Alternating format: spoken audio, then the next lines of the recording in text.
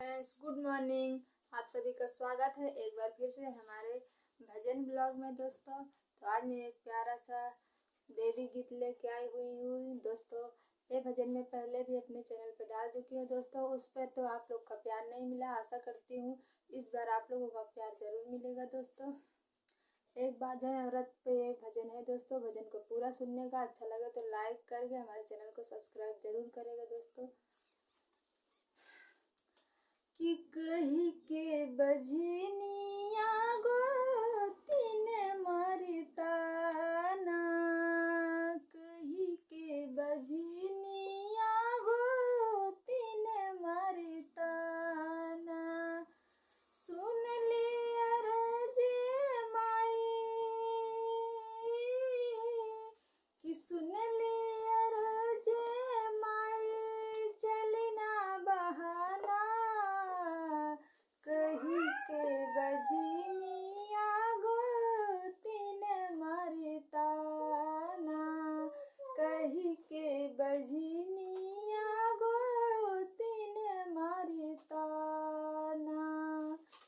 होते भोर हरिया रोज आइले मंदिरवा, होते भोर हरिया रोज आइले मंदिरवा, तबो न दया कइलू खाइब जहरवा, तबो न दया कइलू खाइब जहरवा। भरदा मंगोटी लंगड़ा, भरदा मंगोटी लंगड़ा चाहे हो खिकाना, कही के बजनिया गोतिन मरता ना, कही के बजनिया गोतिन मरता ना।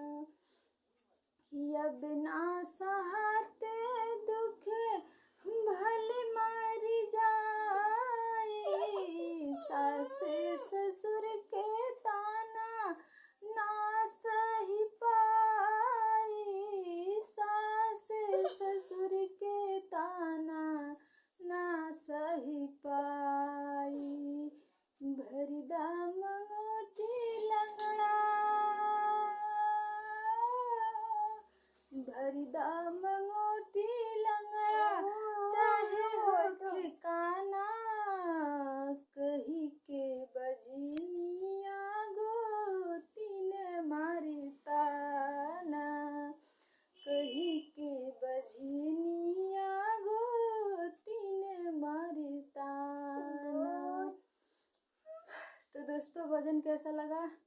अच्छा लगा हो तो लाइक करके हमारे चैनल को सब्सक्राइब जरूर करें दोस्तों। मिलते हैं नेक्स्ट भजन में।